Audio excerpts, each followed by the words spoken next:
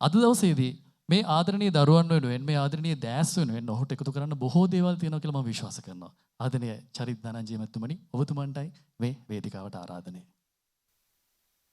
අවස්ථාවේ වැඩ ඉන්න අපේ මහා සංඝරත්නයෙන් මම අවසර පතනවා. අපේ පාසල් කාලේ ඉඳන් අපිට ශක්තිය දුන්න අපේ පිල්වල හාමුදුරුවෝ, ඒ වගේම අපේ උපප්‍රධාන අධිකරණ සංඝනායකතුරු දරන අපේ හාමුදුරන් වහන්සේ, ඒ වගේම මේ දීගලේ ඉන්නේ අපේ සීලවංශ අපේ හාමුදුරන් වහන්සේ බොරපාය රාජමහා විහාරස්ථානයේ නායකත්වය දෙනවා. ඒ වගේම අලුත් අංකුර දරුවෝ, අංකුර මේ භික්ෂු වංශය බොහොම පෝෂණය කරන්නට වෙහෙස දරන අපේ විහාරස්ථානයේ නායක හඳුනන වහන්සේගනුත් අවසරයි.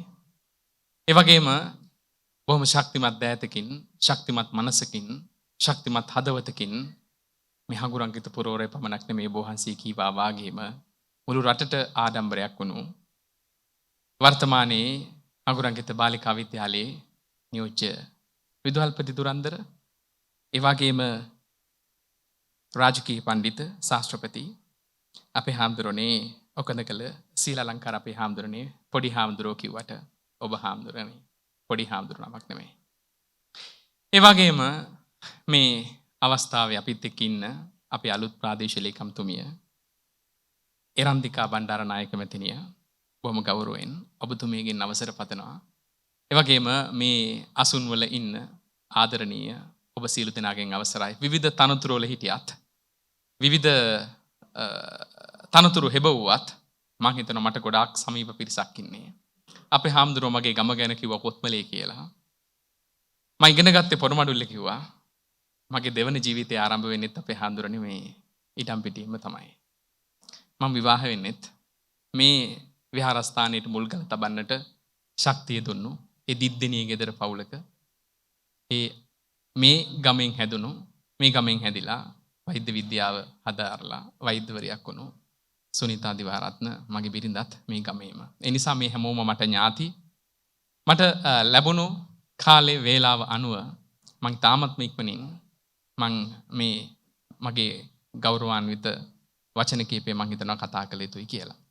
මම ප්‍රාදේශීය ලේකම්තුමියත් එක්කත් කතා කළේ අපේ හාමුදුරනේ, අපේ නායක හාමුදුරනේ මේ වැඩසටහන හරි අපූර්වට සූදානම් කරලා තියෙනවා. මම මීට කලින් ආපු දවසකත් අපේ හාමුදුරන්ට කිව්වා මං දවසින් දවස එනකොට අපේ හාමුදුරනේ මේකේ අරුතරමේ බල්බ් එකක් හරි වෙනස් වෙනවා. මං කියන්නේ එහෙම නෙමෙයි, ඊට වඩා බොහෝ දේවල් වෙනස් වෙලා තියෙනවා. අපේ හාමුදුරනේ ඔබ වහන්සේලාගේ ඒ ශක්තිය ඕනේ මේ රට ගොඩ ගන්න. දැන් විවිධ දේවල් අපි දන්නවා, මේ දූල පුතාලා, අපි සමාජය දන්නවා, අපි මේ ආගමට කොයිතරම් ගැරහීම් කරනවද කියලා. කොයිතරම් මේ ආගමේ මිනිස්සු ඈත් කරන්න උත්සාහ කරනවද කියලා අපි දකිනවා. අපේ හාමුදුරනේ මේ ඊයේ පෙරේදා සිරිදළදා වන්දනාව තිබුණා. ප්‍රචාරයක් අරන් ගියා මේ දන්ත ධාතුව නෙවෙයි පෙන්වන්නේ වෙනත් මේ ප්‍රදර්ශන කොපුවක් කියලා. ඒ කියන්නේ මිනිස්සු උත්සාහ කරනවා මේ මහා සංගරුවන ආරක්ෂා කරගෙන යන මේ අපේ චින්තනය, මේ අපේ දර්ශනය, මේ අපේ බුදුදහම විනාශ කරන්න. ඒ නිසා අපේ හාමුදුරනේ ඔබ වහන්සේලා මේ ගන්න උත්සාහයට මං ඉස්සෙල්ලාම පාද නමස්කාර කොට මං තාමත්ම ගෞරවපූර්වකව මගේ ස්තුතිය සහ ජාතිය ප්‍රණාමය පුද කරන්නට අවශ්‍යයි. අපිට ආගමක් තිබුණේ නැත්නම් මේ මනුස්සකම ආදරණීය දුවේ පුතේ, ආදරණීය ඥාතිවරුනි, අපි කොතනද ඉන්නේ? බුදුහාමුදුරුවෝ කියන්නේ මහා ඉන්ද්‍රජාලිකයෙක් නෙමෙයි. මගේ හදවතින් මං ඒ මහා ශාස්ත්‍රවරයා පිළිගන්නවා. මං ඒ ශාස්ත්‍රවරයාට ගරු කරනවා. නමුත් ඒ බුදුන් අනුදැන වදාළ ඒ ධර්මය නිසා තමයි මේ මනුස්සකම් රැකගෙන අපි ඉන්නේ. තිරසනුයි මිනිස්සුයි වෙනස් වෙන්නේ එතනින්. බුදුන් වහන්සේ දේශනා කළ ඒ මහා ධර්මස්කන්ධය අපේ හදවත් තුලින්, අපේ මනසෙන් අපි හිතන නිසා තමයි මෙහෙම බොහොම සුඛිත මුදිත සමාජයක් ගොඩනගලා තියෙන්නේ. ඒ නිසා මේ ආගමත් එක්ක තිබෙන බැඳීම කවදාවත් අපි වෙන් කරන්න ඕනේ නැහැ. මේ මහා සංගරුවන ඒ චීවරය දරාගෙන ඒ යන ගමනට අපිට දෙන්න තියෙන ශක්තිය. ඒ නිසා අපේ හාමුදුරනේ මේ වැඩේ, මේ උත්සවය ඊ타ත්ම ඉහළින් සූදානම් කරලා තිබෙනවා. අපි දකිනවා මේ මෙතෙන් දෙනකොට මේ වේදිකාවේ මේ විදුලි බුබුලු ටික මේ මල් වලින් සරසපු ටික මේ ටික විතරයි දකින්නේ. මේ ටික විතරක් නෙමෙයි මේ ගමේ හැමෝම උත්සාහවන්ත වෙලා තියෙනවා. මහන්සි වෙලා තියෙනවා. අපේ හැමදෙන මට තවත් ඉච්ච කාරණයක් තමයි ප්‍රාජලේකම්තුමිය. දැන් අපිට මේ ගොඩනැගිල්ල අපේ හාමුදුරුවෝ කොහොම උත්සාහවන්ත වෙලා ගමේ හැමෝගෙම දායකත්වයේ දානපතින් ඒ හැමෝගෙම දායකත්වයෙන් හැදුවා. දැන් අපි හැමෝනේ ඔබ වහන්සේට තව තියෙනවා ඉස්සරහට කරන්න ලොකු ශාලාවකුත් හදන්න වෙයි. ඒ තරම් මේ පිරිස එකතු වෙලා ඉන්නවා. ඒක තමයි වඩාත්ම හොඳම දේ. පන්සලට මිනිස්සු එකතු කරගන්න එක වර්තමානයේ තුල අමාරු වෙලා තියෙනවා. නමුත් අපේ හැමෝනේ මේ හෝල් එක විතරක් නෙමෙයි අර උඩ හෝල් එකත් පිරීලා. අපි මිනිස්සු කාර්යබහුලයි කියලා වෙන බොහෝ දේවල් පස්සේ යන්නේ. ඒත් මේ ඉහළ ඉන්න පිරිසට අපේ හැමෝනේ වීඩියෝ තාක්ෂණය ඔස්සේ අපි වැඩිහිටියෝ අම්මලා අප්පච්චිලා මේ අපි ඥාතින් බලාගෙන ඉන්නවා. මේ දරුවෝ ශිෂ්‍ය නායක පදක්කම් ගන්න හැටි. ඉතින් මං හිතන්නේ මේක තමයි අපේ හැමෝනේ අපේ මහා සංගරුවණින් සිදුවිය යුතු දේ. අපි නිවැරදි මාර්ගයක් පෙන්වලා දෙන එක, නිවැරදි දැක්මක් එක්ක අපි දරුවෝ හදාගන්න එක, ගම එකතු කරන එක, ගමේ මිනිස්සු එකට එකතු කරලා අපේ ගමේ ප්‍රශ්න විසඳගෙන හැම මිනිස්සුන්ටම තෙතක් තියෙන මිනිස්සු විදිහට, උත්සාහයක් උනන්දුවක් තියෙන මිනිස්සු විදිහට, අනිත් මිනිස්සගේ ඒ මනුස්සකමට උදව් කරන පිරිසක් විදිහට අපි ඉස්සරහට යන්නට ඕනේ. ඉස්සර අපි අම්මලා අපේ ඒ වැඩිහිටි කාලේ දන්නවා ඉස්සර මගුල් ගෙදරල් තිබ්බ හැටි. මලගෙවල් කොහොමද තිබ්බ හැටි. දැන් මලගෙවල් නැහැ. දැන් මිනිස්සු ඈත් වෙලා ඒ සමාජයෙන් ඈත් වෙලා යනවා. දැන් මගුල් ගෙදරක් තියෙනකොට ගමේ කොහොමද මිනිස්සු එකතු වෙන හැටි. ඒ මගුල් මඩුව කොහොමද හදන හැටි. ඒ හැමෝම එකට එකතු වෙලා ඒ සමාජයේ. නමුත් මම දැක්ක ඊයේ පෙරේදා පුවත්පතක තියෙනවා ඇමරිකාවේ අපේ හාමුදුරනේ කරත්ත තියෙන දූපතක් තියෙනවා. එක මෝටර රථයක්වත් නැහැ. මොකද මේ මිනිස්සු ඒ තාක්ෂණික ලෝකේ කාර්මික ලෝකේ මේව අතෑරලා ඒ මිනිස්සු ගම හොයාගෙන එනවා. අපි අපේ මනුස්සකම් රැකගෙන යන්නට ඕනේ. ඒ මනුස්සකම් රකින්න එක තමයි අපේ හාමුදුරුවෝ වහන්සේලා මේ කරන්නේ. නැතිනම් අපි අර වල් වැදිච්ච සමාජයකට යන්නේ. අපි ප්‍රවෘත්ති වලට එනකොට අපි දකින්නේ ගොඩක් වෙලාවට මේ අපේ සම්බන්ධතා ගිලිහිල්ලා.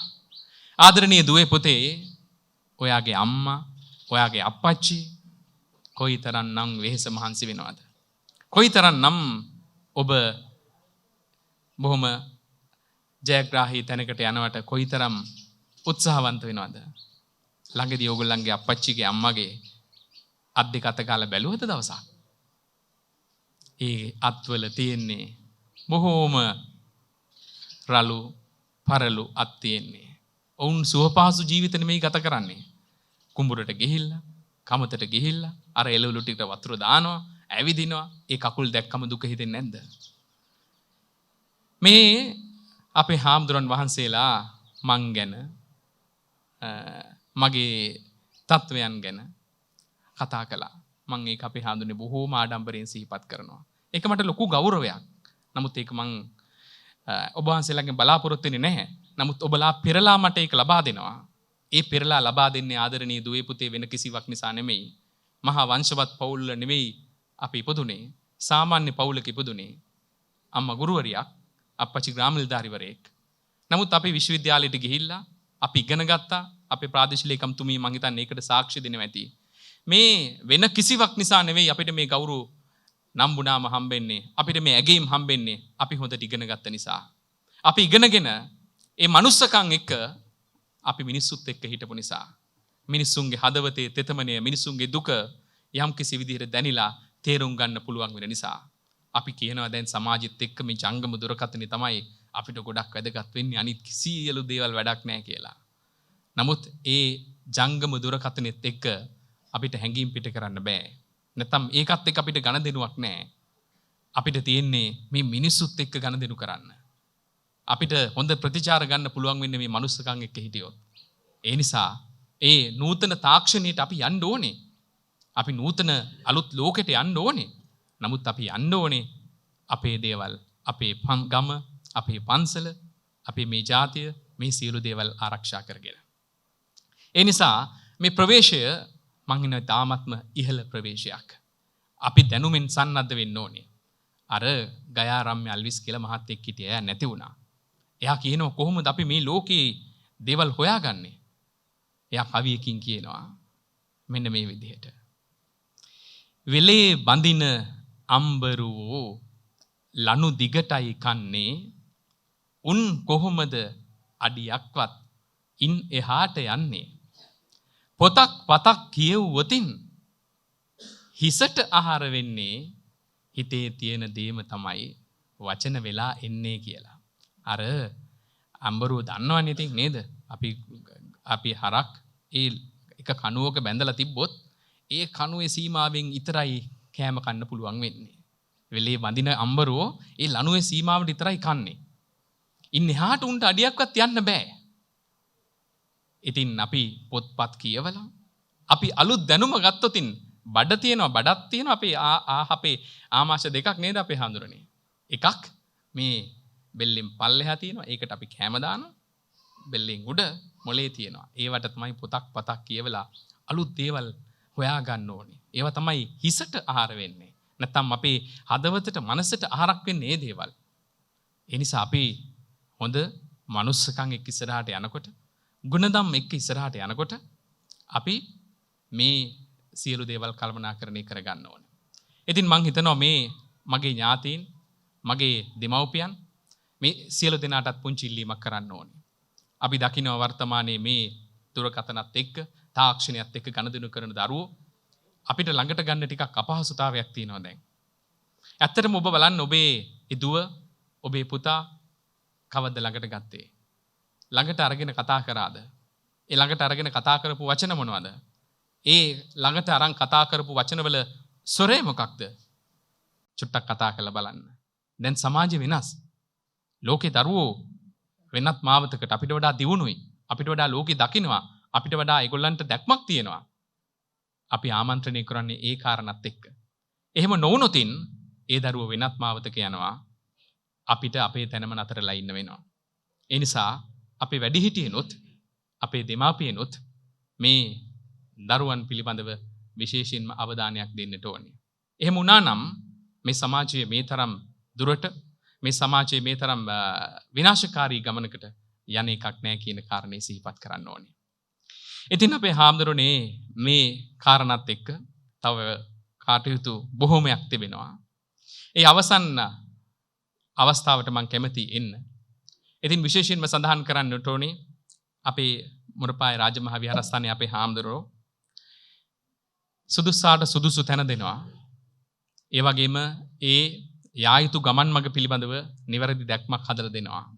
අනිත් එක අගය කරන කෙනා අගය කරනවා. වටිනාකමක් තියෙනවා නම් ඒ වටිනාකමට තැනක් දෙනවා. ඒක තමයි සමාජයේ නැත්තේ අපේ හාමුදුරනේ. එහෙම වුණා නම් මේ අපේ මහා සංඝ සමාජයේ පමණක් නෙවෙයි මුළු සමස්ත සමාජයේම මේට වඩා බොහොම අපූර්ව ලස්සන තැනකට ගමන් කරාවේ.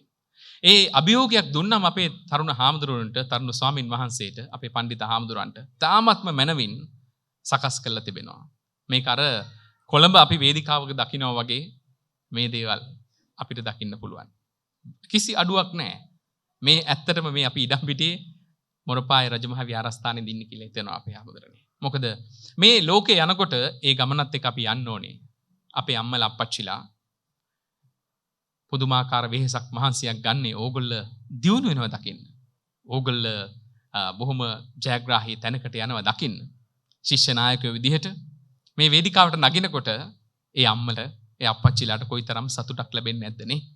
ඒ නිසා හොඳට මතක තියාගන්න ඕන හදවතේ අපේ අම්මයි අප්පච්චිගේ ඒ බලාපොරොත්තු ඉටු කරනවා. ඒ වගේම මේ මහා ස්වාමින් වහන්සේලා උත්සාහ කරන්නේ උන්වහන්සේලාගේ ඒ කටයුතු පැත්තකට තියලා මේ සමාජය එකතු කරන්න, මනස හදන්න, මනස හදලා බොහොම සිල්වත්, සුසිල්වත් සමාජයක් ගොඩනගන්න.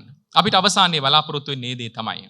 ඒ නිසා ආතසී ක්ලාක් මතුමා කියනවා වගේම තව අවුරුදු 50ක් යනකොට ඉතුරු වෙන්නේ වෙනත් ආගමක් නෙමෙයි. ඔහු ප්‍රඥාවෙන් කියන්නේ මේ බුදුදහම තමයි ඉතිරි වෙන්නේ.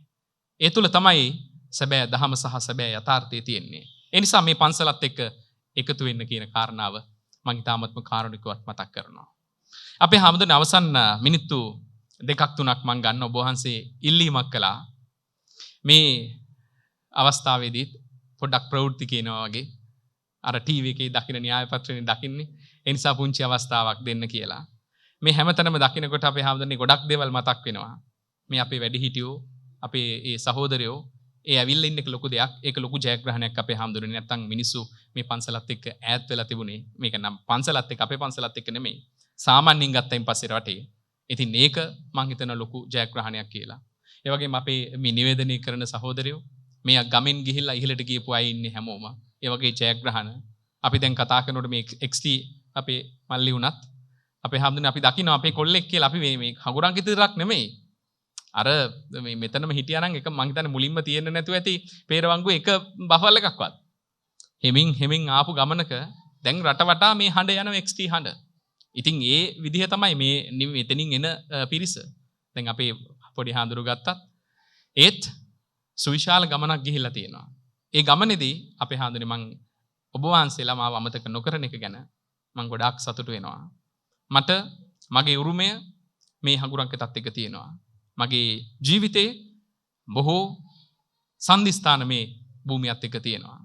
ඒ නිසා මං කවදාවත් ඒ බැඳීම සහ ඒ එකමුතුකම මින් එහාට අතාරින්නේ නැහැ කියන කාරණාවත් මේ මොහොතේදී සිහිපත් කරනවා.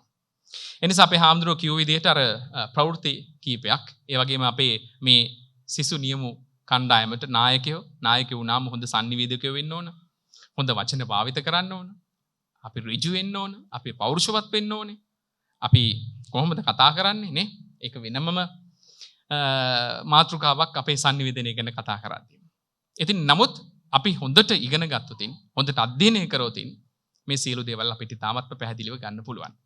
මේ මං සාමාන්‍යයෙන් මේ කතා කරන විදිහටනේ යන්නේ. දැන් අපි ප්‍රවෘත්ති ගත්තොතින් ඒක වෙනමම රිද්මයක් තියෙන්නේ.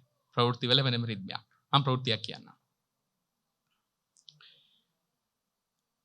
ආයුබෝවන් සුබ සන්ධ්‍යාවක්.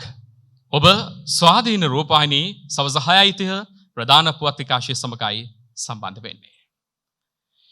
හඟුරන්කිත මොරපාය රාජමහා විහාරස්ථානයේ සිසු අභිෂේක පැලදීමේ උත්සවය පසුගියදා එම විහාරස්ථාන භූමියේදී පැවැත්වුණා. එම අවස්ථාවට මතුරට ප්‍රාදේශීය ලේකම්තුමිය ඇතුළු පිරිසක් එක්ව සිටියා. මෙහිදී අදහස් දැක්වූ ස්වාමින් වහන්සේලා සඳහන් කළේ දරුවන් සුමකට ගැනීම සඳහා දහම් අධ්‍යාපනය අත්‍යවශ්‍ය බවයි. මෙහිදී සිසු නියමුවන් 25 දෙනෙකු අභිෂේක ලැබුවා. හදිසි හදපු ප්‍රවෘත්තියක්. අර රිද්ම් එක වෙනයි. ඒ හඬ වෙනයි.